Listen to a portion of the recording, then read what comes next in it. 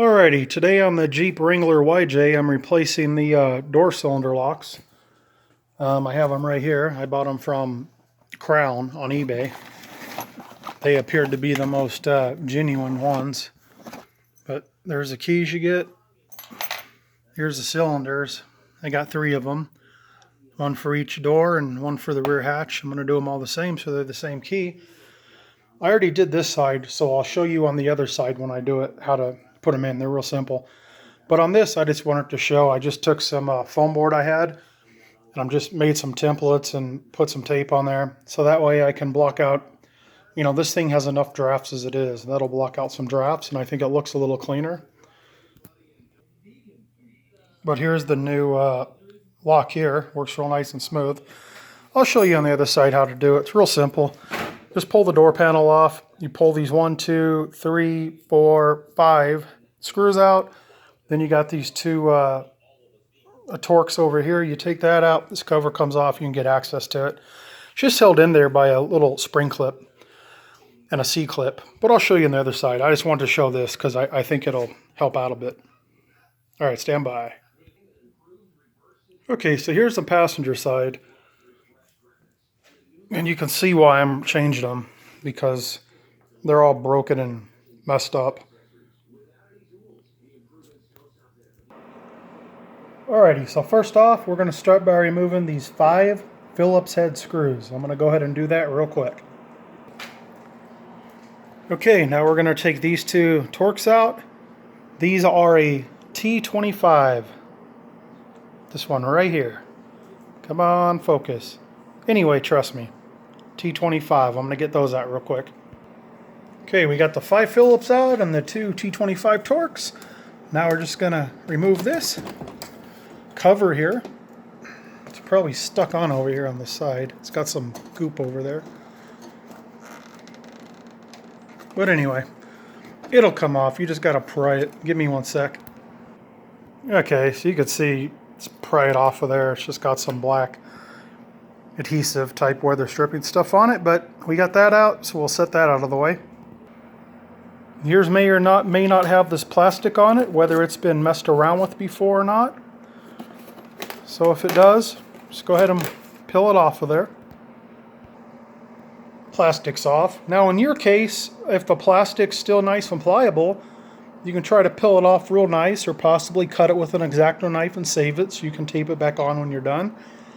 If it's brittle like mine was, which is probably the chance, it's a 30-year-old vehicle, just take it off of there and we can sew that little cover up later with, some other way if you want to. Put a little RTV or something on there. I'm really not worried about it, but we'll move on from here.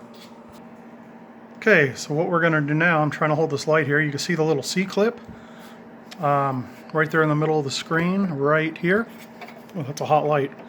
We're just going to pop that off with the flathead screwdriver, the little Cclip. I'll be right back. Okay, so the Cclip's off. So the way I like to do it is get my little magnet here, hold on to it, pop it off with the screwdriver. That way you don't lose it in the door. Okay, now the next thing we have to do is take the little retaining spring clip off. And that's in front of the lock cylinder. Not sure if you can see it in there. I'm trying to maneuver the light. But anyway, it's in there. Let me get it off, and then I'll explain how to get it off. Be right back. Okay, so I took it off. So here it is right here. Here's what it looks like from the outside. Here's what it looks like from the inside. Just like this. Here's your spring right here. So your door is in between here and the spring. The spring goes on the back side of the door. So you force it in there, and as it goes in, it locks it in place because it's bent like that. It has an arch to it, and it's spring still. So to get it off, you just work on those with the flat blade screwdriver and pull it there. It'll come right off. And what I did was I held the edge with my magnetic little pickup tool, so when it popped off, I didn't lose it down on the door. I'll be right back. Okay, so here's what we're left with when we're done. There's the hole in the door.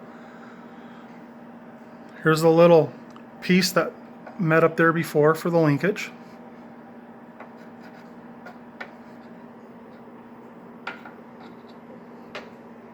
I'm going to go ahead and get the new one in there and I'll show it to you.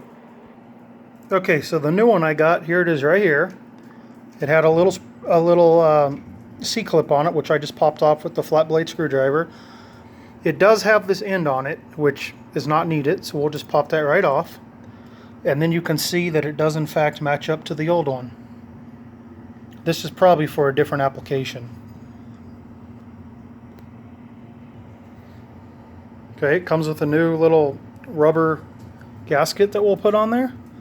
My dog's coming over here to help. He's inspecting to make sure everything's good to go. Just put that on there like that. Take the protective plastic off and we'll put it right through the outside of the door. Just like so. There we go. And now we'll get that C-clip in there. Now to get the C-clip in there, you're going to want to start it angled a little bit like this, a little bit at an angle, so you can get these front forks under it, and then you'll just have to work it in there with the flat blade screwdriver. In my case, I use that little mini pry bar. That worked real well. So basically, right here, it's just going to go in the back and it's going to slide over. So let me get that done and I'll show it to you. Okay, so I got the clip back in. You can see the black clip behind it.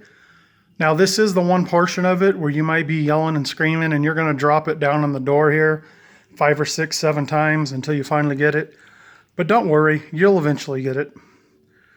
What helped me is I'll show you here my little magnetic tool.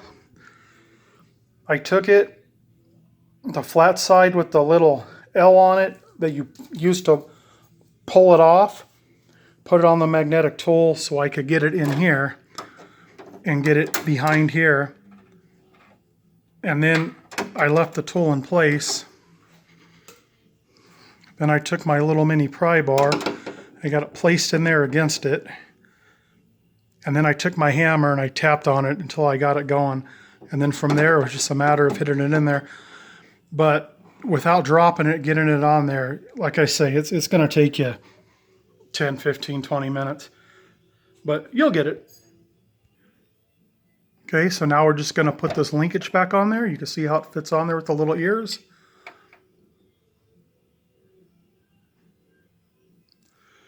And then we'll go ahead and we'll put the little C-clip back on. And once again, I'll use my little magnet here to hold it in place while I push it on there with a flat blade screwdriver. Okay, got it back on there. So I'll start just by holding the C-clip in place. Of course, I'm using 2 hands and I'll get in there with the screwdriver and just push it on there. Then it'll be on there just like that. Okay, so here it is when it's finished. Put the key in here.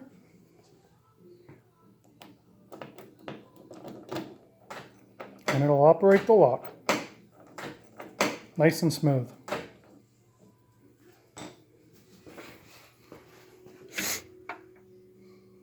There it is. There's a better view of it right there. You can see the little spring retainer behind it, the C-clip, everything.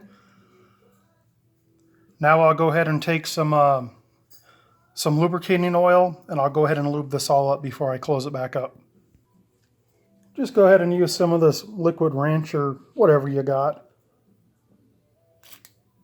Let's put a little bit in all the linkages here. There's a 30-year-old vehicle. Spray some in the door latch there.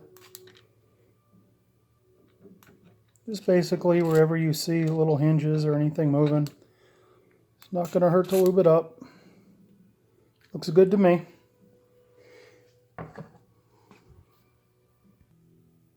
Alright, we'll just take this, we'll stick it right back on there. We'll put the 2 Torx in it, the 5 Phillips on it. If your Phillips are stripped, just get one a size bigger to go in there. Just make sure they're not too long so they don't protrude and hit any of the linkage. And then just button everything back up as you normally would. I'm going to go ahead and make 2 more little panels for like I did on the other door and then put my brand new door panels on that came in today. Hope this helps someone. Y'all take care.